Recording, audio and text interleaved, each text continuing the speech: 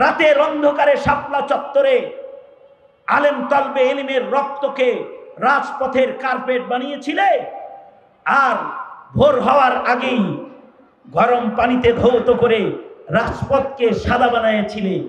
কে কে গুলি করেছিলে, কার নির্দেশে করেছিলে, কয়জনকে গুলি করেছিলে, কয়জনকে গুম করেছিলে, সব রিপোর্ট আল্লাহর সাংবাদিকরা রেডি করে রেখেছে। সেদিন সেগুলো সব প্রকাশ পেয়ে যাবে। আল্লাহ সরকার বুঝি এত দুর্বল সরকার, তার সাংবাদিক নাই? আল্লাহ সরকারের ক্যামেরা নাই, ক্যামেরাম্যান নাই? দুনিয়া সরকার তার বিরুদ্ধের লোকের দলের সাংবাদিকদের ভয় পায়। এ কারণে সরকার দলীয়রা বিরুদ্ধে দলের সংবাদপত্র বন্ধ করে দিয়েছে, সাংবাদিকদেরকেও দেশ থেকে তাড়িয়ে দিয়েছে। এগুলোকে সামনে করে একটি সবক আপনাদের সামনে তাকরার করার ইরাদা। আল্লাহ তাআলা কিছু উপকারী কথা আপনাদের সামনে আলোচনা করার তৌফিক দান করেন। আপনারা দোয়া করুন, বলুন আমিন। মুহতারাম হাজিরিন, মহান রব্বুল আলামিন যিনি আমাদেরকে বানিয়েছেন, আমাদেরকে বানাইছেন কে? জোরে আওয়াজ করে বলেন কে? শুধু আমাদেরকেই বানান নাই, আল্লাহ পাকের অসংখ্য অগণিত মাখলুকাত আছে যা আল্লাহ তাআলা বানাইছেন। তবে এই মাখলুকাতের মধ্যে আমাদেরকে অর্থাৎ মানব জাতিকে তিনি শ্রেষ্ঠত্ব দান করেছেন। সারা পৃথিবীর সকল মাখলুককে মানুষের খেদমতে লাগিয়ে আল্লাহ তাআলা মানুষকে আল্লাহ পাকের জন্য মনোনীত করেছেন। আদ-দুনিয়া খুলিকাত লাকুম ওয়া আনতুম খুলিকতুম লিল আখিরাহ। আল্লাহ পাকের সৃষ্টির ভেতরে বহু আশ্চর্য সৃষ্টি আছে, মানুষের চাইতে আশ্চর্যজনক সৃষ্টি নাই। আল্লাহ পাকের সৃষ্টির ভেতরে সবচেয়ে সম্মানিত সৃষ্টি মানুষ। দৃশ্যের অদৃশ্যের যত সৃষ্টি আল্লাহ পাকের আছে, এর ভেতরে দামি মানুষ। আল্লাহ পাকের অদৃশ্যের সৃষ্টির ভেতরে আল্লাহর মনোনীত একটা সৃষ্টি জিন, আর দৃশ্যের সৃষ্টির ভেতরে মনোনীত একটা সৃষ্টি ইনসান।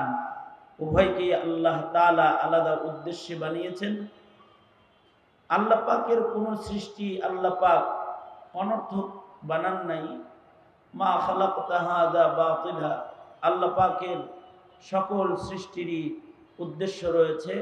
উদ্দেশ্যবিহীন আল্লাহ পাক একটি পোকামাকড়, কীড়া, একটা ছোট কোনো পিপিলিকাকেও আল্লাহ তাআলা উদ্দেশ্যবিহীন বানান নাই। আল্লাহ পাকের এই সৃষ্টির প্রাথমিকভাবে দুই প্রকার। এক প্রকারের সৃষ্টি হলো দৃশ্যের, যে সকল সৃষ্টিগুলো দৃশ্যমান দেখা যায়। আর এক প্রকারের সৃষ্টি হলো অদৃশ্যের। আজব আজব আল্লাহ পাকের কুদরতের কারিশমা ঘটেছে আল্লাহ পাকের সৃষ্টিকুলের মাধ্যমে।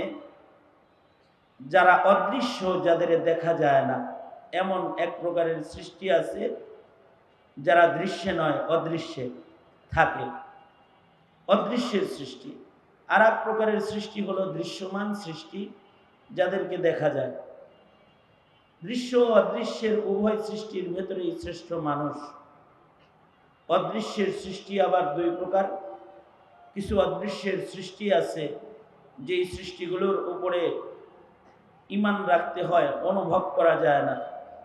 আবার অদৃশ্যের এমন সৃষ্টি আছে যা চোখে দেখা যায় না কিন্তু অনুভব করা যায়। যেমন বাতাস, চোখে দেখা যায় না কিন্তু বাতাসকে আছে যে তার অবস্থান অনুভব করা যায়।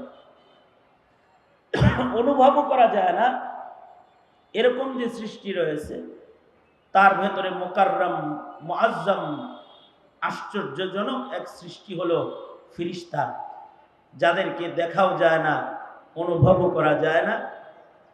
যেমন নবীজির বর্ণনা মাফিক এই মাহফিলের চতুর্দিকে রহমতের ফেরেশতারা একের কাঁধে এক দাঁড়িয়ে আরশে আজিম পর্যন্ত চলে গেছে। আমরা এখানে আল্লাহর জন্য বসেছি, তো হাফাতহুমুল মালাইকা, ফিরিস্তারা আমাদেরকে ঘেরাও করে নিয়েছে, কিন্তু আমরা এই ফিরিস্তাদেরকে চোখেও দেখি না, অনুভবও করি না। কিন্তু এদের উপরে ঈমান আনা মুমিনের উপরে ফরজ। অর্থাৎ এরা যে আছে আমাদের অনুভব না হইলেও, আমাদের দৃষ্টিতে তাদের না পড়লেও তাদের উপরে বিশ্বাস আনয়ন করা, ঈমান আনা মুমিনের উপরে ফরজ। আল্লাহর উপরে যেমন ঈমান আনতে হয়, ফিরিস্তাদের উপরেও ওই রকম ঈমান আনতে হয়। এ কারণে ঈমানে মুফাসসালের 2 নম্বর বর্ণনায় হলো ওয়া মালাইকাতিহি, আমানতু বিল্লাহি ওয়া মালাইকাতিহি। আল্লাহর উপরে যেমন বিশ্বাস রাখতে হয়, বিশ্বাস আনতে হয়, ওইরকম আল্লাহ পাকের আজব এই অদৃশ্যের সৃষ্টি ফিরিস্তার উপরেও বিশ্বাস রাখতে হয়, ঈমান রাখতে হয়। যাদের ভেতরে ফিরিস্তার বিশ্বাস রয় তাদের জিন্দেগি ইবাদতের হয়, আর যারা ফিরিস্তার উপরে বিশ্বাস ঈমান না রাখে তাদের জিন্দেগি গুনাহে জর্জরিত হয়। কারণ ফিরিস্তার উপরে ঈমানের মাধ্যমে মুমিনের ঈমানি জিন্দেগির সৌন্দর্য বৃদ্ধি হয়। যেমন নাস্তিকরা ফিরিস্তা বিশ্বাস করে না, নাউজুবিল্লাহ বলেন। নাস্তিকরা ফিরিস্তা বিশ্বাস করে না, ওরা বলে ফিরিস্তা আবার কি, দেখলাম না কোনোদিন। ওরা তো আল্লাহকে দেখে নাই, তাই আল্লাহকেও মানে না। ফিরিস্তা দেখা যায় না, তাই ফিরিস্তাকেও ওরা মানে না। জান্নাত জাহান্নাম দেখা যায় না, তাই তারা জান্নাত জাহান্নামের উপরে বিশ্বাস স্থাপন করে না। কিন্তু যদি কেউ ফিরিস্তার উপরে বিশ্বাস না রাখে তাহলে তার জিন্দেগি নিয়ন্ত্রণহীন হয়ে যাবে, তার জিন্দেগির কন্ট্রোল থাকবে না, নিয়ন্ত্রণ থাকবে না। যেমন আমাদের অফিসিয়াল সিস্টেম নিয়ন্ত্রণের জন্য সিসি ক্যামেরার আধুনিক আবিষ্কার এসেছে। অফিসে লিখে রাখে সিসি ক্যামেরা নিয়ন্ত্রিত, সাবধানে নড়াচড়া করো, অফিসে যা করবা সব কিন্তু ভিডিওতে ধরা পড়ে যাইব। এটা একটা হুমকি ধমকি। এই হুমকি হাসিনা আমাদেরকে অনেক দিয়েছে। হাসিনা বলেছে ভিডিও ফুটেজ দেখে দেখে সকলকে বের করা হবে, খালি এই কথা বলত। ভিডিও ফুটেজকে অথবা সিসি ক্যামেরাকে অনেক ভয় পায়। সাংবাদিকের ক্যামেরাকেও ভয় পায়। দুনিয়ার সরকারের সাংবাদিক আছে, বিএনপি যারা করে এমন সাংবাদিক দেশে নাই, আছে না নাই? হ্যাঁ, অথবা বিরোধী দলের সংবাদ যেই পত্রিকায় ছাপা হতো সে পত্রিকা বন্ধ করে দিয়েছে, অস্তিত্ব আছে না নাই? বিরোধী দলের নিয়ন্ত্রিত চ্যানেলগুলো শাপলা চত্বরকে যারা ভিডিও করেছে তাদের ক্যামেরাকে আওয়ামী লীগ জব্দ করেছে, ঠিক না? ভিডিও ফুটেজকে তারা উধাও করেছে। যারা শাপলার সংবাদ প্রচার করেছে তারা তাদেরকে বিভিন্ন ধরনের হয়রানি করেছে। সংবাদ প্রচার করলে কেন? তার মানে ভিডিও বা ক্যামেরার অথবা সাংবাদিকের একটি মূল্য আছে। কিন্তু দুনিয়ার সরকার তো সাংবাদিক ধরতে আরে, অথবা তাদের সাংবাদিক যারা ছিল তারা সব এখন দৌড়ের উপরে আছে। এদের কিছু সাংবাদিক ছিল না, তারা দৌড়ে আছে। আর তাদের সাংবাদিকরেও কি করা যায়? ধরা যায়। তাদের সংবাদ মিডিয়াকে দখলও করা যায়। যেমন বিটিভি, তাদের সংবাদ মাধ্যম ছিল, নিজের মতন করে সব খালি নিজের কথা এর ভিতরে প্রচার করত। আপাতত বন্ধ পজিশনে আছে, তাদের খবর আর প্রচার নাই, কারণ এটাও দখল করা যায়। কিন্তু আল্লাহর সংবাদ, আল্লাহ পাকের সাংবাদিক যারা আছে তাদের ধরা যায় না। আল্লাহ পাকের ক্যামেরাম্যানের ক্যামেরা ভাঙা যায় না। আল্লাহ পাকের সাংবাদিকের লেখা মুছে দেয়া যায় না, বন্ধ করা যায় না। তাদের কলম ধরা যায় না, তাদের ধরা যায় না। আল্লাহ পাকের ফেরেশতার সাংবাদিক প্রত্যেকটা মানুষের কাঁধে কাঁধে আছে। ঠিক কিনা? জোরে আওয়াজ করে বলেন। কোরআন বলে কিরামান কাতিবিন ইয়ালামুনা মা তাফআলুন। ডান কাঁধে ও বাম কাঁধে সম্মানিত ফেরেশতাদ্বয় রয়েছে, যারা আমাদের জিন্দেগীর সকল সুকর্ম নোট ভিডিও করছে, বিন্যস্ত বিস্তারিত তারা লিখছে সুবিন্যস্ত কায়দায়। আর বাম পাশে সাংবাদিক যিনি আছে, তিনি আমাদের কুকর্মগুলো সব নোট করতেছে। ঠিক না বেঠিক? আল্লাহ পাকের নির্দেশে এই ফেরেশতা নামক অদৃশ্যের সাংবাদিকে সব করতেছে, কিন্তু আমরা চর্মচোখে দেখি না এবং আমরা অনুভবও করি না। কিন্তু কোরআন বলে ময়দানে মাহশারে তাদের সংবাদ রিপোর্ট আমাদের গলায় দিয়ে আল্লাহ আদালতে কিবরিয়াতে আমাদের সবাইকে দাঁড় করাবে। অকুল্লা ইনসানিন আলজামনাহু তাইরাহু ফি উনুকিহি অনুখরিজু লাহু ইয়াওমাল কিয়ামাতি কিতাবান ইয়ালকাহু মানশুরা ইকরা কিতাবাকা কাফা বিনাফসিকাল ইয়াওমা আলাইকা হাসিবা। আল্লাহ পাক বলেন আমাদের গলায় ঝুলন্ত আমাদের জিন্দেগীর রিপোর্টের আমলনামার বই গলায় ঝুলায় দিয়েই আমাদের আল্লাহ দাঁড় করাইবেন এবং আমাদের বলবেন, হে বান্দা, তোমার বিচার আমার করতে হবে না, তোমার গলার আমলনামা তুমি পড়ো। ইকরা কিতাবাক।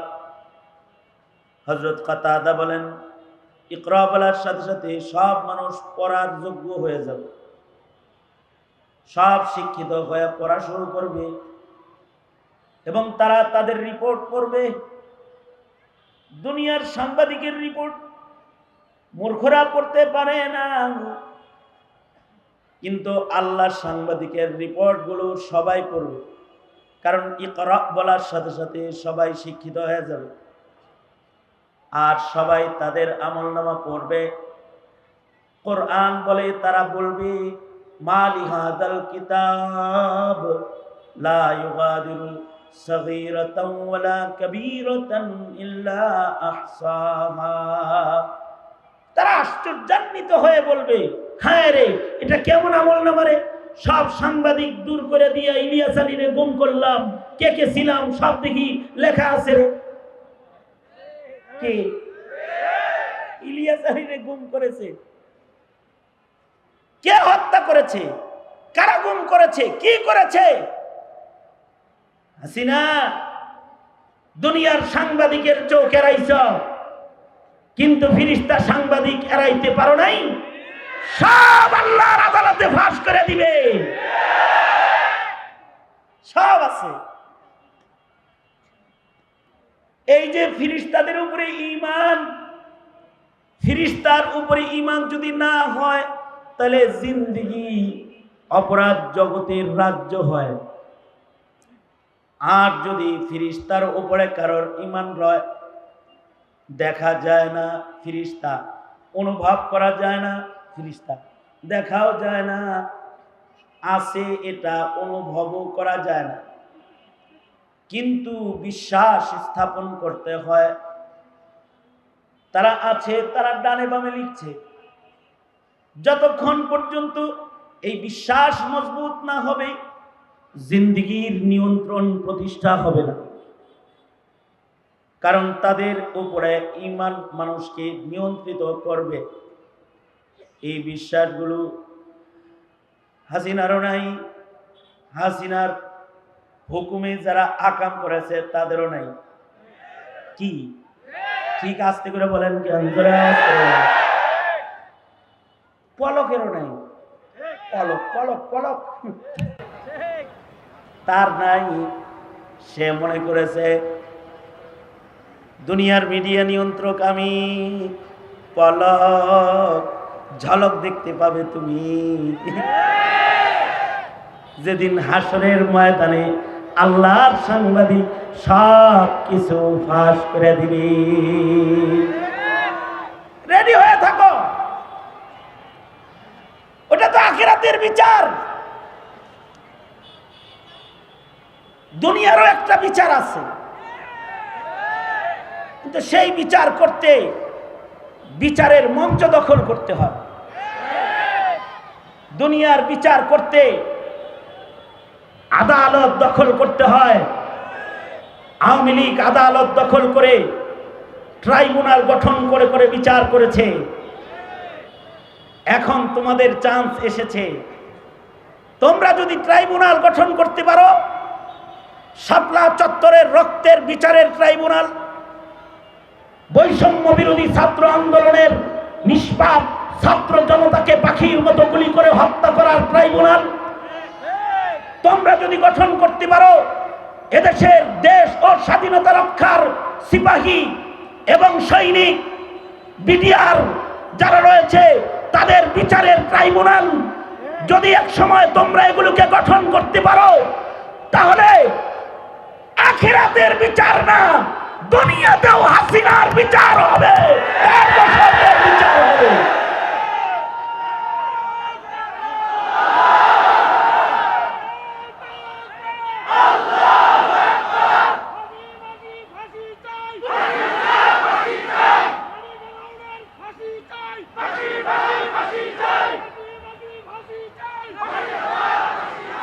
এইটা নিয়ে তো তোমার মাথা ব্যথা নাই জাতি, তোমাদের মাথা ব্যথা হলো নৌকার ধানের শীষ লয়া।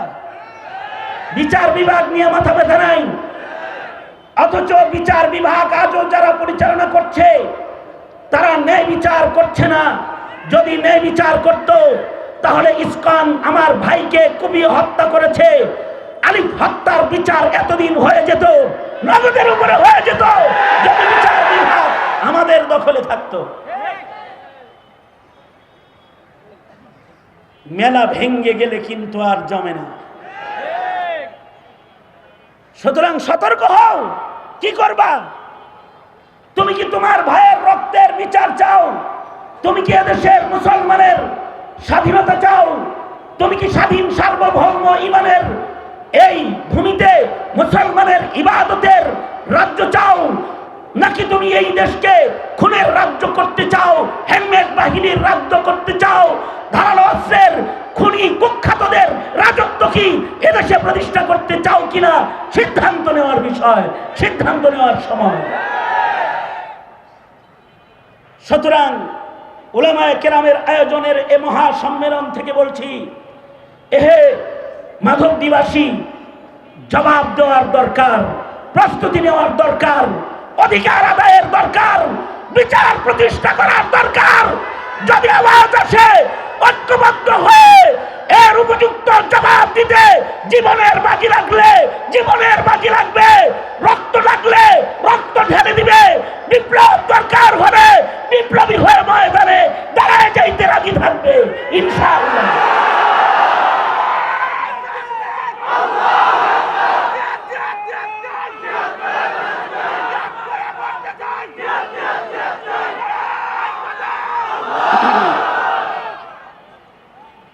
মোহতারাম হাজরিন, রাজি তো? রাজি? সবাই রাজি? এটা কি রাজনীতির কথা না ইমানের কথা? এটা কি রাজনীতির কথা না অধিকারের কথা?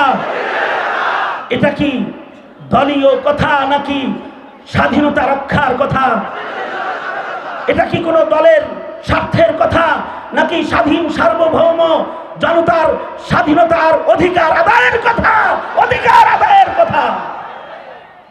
মৌলবীরা এই কথা বললেই তোমরা কও হুজুররা রাজনীতি করে। বেটা তুই রাজনীতি বুঝিস না, চিনিস না, রাজনীতি তুই চিনিস না, তোর রাজনীতি করার অধিকার নাই। তুই জমিনের মানুষের অধিকার বোঝো নাই, রাজনীতি করার অধিকার নাই। রাজনীতি তারা করবে যারা এ জমিনের মানুষের অধিকার বুঝবে। যারা জমিনের মানুষের যন্ত্রণা বুঝবে, যারা জমিনের মানুষের রক্তের মূল্য বুঝবে, আওয়াজ করে বলো ঠিক তবে ঠিক করে বলো। সুতরাং বিচার তো হবে হাসরে, ওইটার জন্য বয়ে থাকলে চলবে? হাসরের বিচার করার জন্য কোনো সাংবাদিকের ক্যামেরার দরকার নাই, এমনকি কোনো সাক্ষীর দরকার নাই, দুনিয়ার মানুষের সাক্ষীর দরকার নাই। হ্যাঁ, দুনিয়ার মানুষের সাক্ষীও উপকারে দেবে। হাদিস শরীফের ভেতরে এসেছে, মুমিনরা যখন জান্নাতে যাবে, সহিহ হাদিস, ঠাকুরমার হুজুরির গল্প না, হাদিস শরীফে আসছে, মুমিনরা যখন জান্নাতে যাবে, মুমিনরা জান্নাতে যায় বলবে, ওগো আল্লাহ, ওই মুমিনগুলা কই যারা আমগর লগে ওলামা পরিষদের মাহফিলে ছিল, হেরাকো, এটা বলবে, আল্লাহ ওই মুমিনগুলা কই যারা আমগর লগে মসজিদে জামাতে নামাজ পড়েছে, ওই মুমিনগুলা কই যারা কাফের কাফের কাদিয়ানি কাফের আমাদের সাথে ইমানের স্লোগান তুলেছে, তারা কই? হ্যাঁ করে দেখি জান্নাতে খুঁজে পাইতেছি না। তারা বলবে, ওগো আল্লাহ, একসাথে ওয়াজ শুনেছি, একসাথে তাফসীর শুনেছি, একসাথে নামাজ পড়েছি, ওহে রব্বুল আলামিন, একসাথে আমরা সংগ্রাম করেছি, একসাথে শাপলা চত্বরের আধার রাতে ঘুমাইছি, একসাথে আমাদের গায়ের রক্ত ঝরাইছি, কই কই তারা কই? ও আল্লাহ, তারা কই? হাদিসে আছে আল্লাহ তাআলা বলবে, তোর লগে ছিল বটে কিন্তু ওর গুনাহ বেশি হয়েছে দিয়ে দোজকে দিছি। তো তারা বলবে, আল্লাহ আমরা না তাদের ইবাদত দেখছি। আল্লাহ তখন বলবে, ঠিক আছে, তোরা যেহেতু তাদের ইবাদতের সাক্ষী দিছ, তাফসীর শোনার সাক্ষী দিছ, জিকির করার সাক্ষী দিছ, ইমানের স্লোগানের সাক্ষ্য প্রদান করেছ, তোদের এই সুবহানাল্লাহ বলার লাগে রেডিও বলে থাকে না, আগে বলেন না, আগে বলেন না।